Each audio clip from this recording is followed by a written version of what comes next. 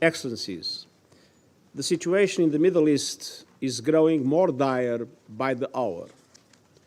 The war in Gaza is raging and risks spiraling throughout the region. Divisions are splintering societies, tensions threaten to boil over. At a crucial moment like this, it is vital to be clear on principles, starting with the fundamental principle of respecting and protecting civilians.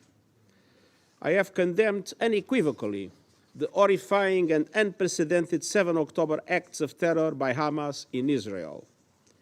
Nothing can justify the deliberate killing, injuring, and kidnapping of civilians or the launching of rockets against civilian targets. All hostages must be treated humanely and released immediately and without conditions. Excellencies, it is important to also recognize the attacks by Hamas did not happen in a vacuum.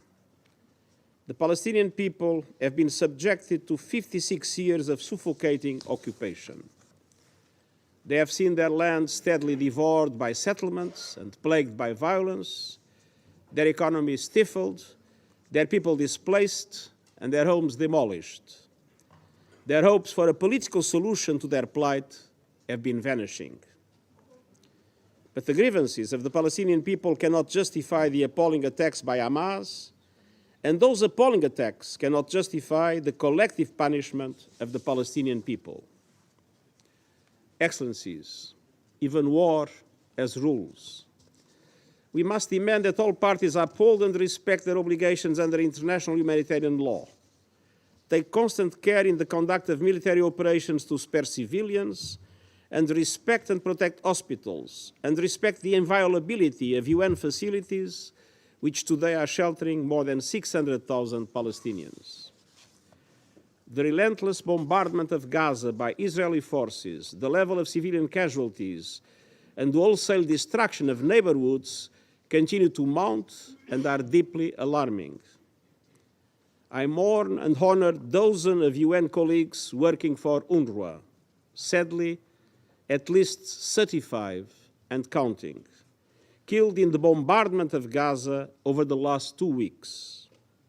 I owe to their families my condemnation of these and many other similar killings.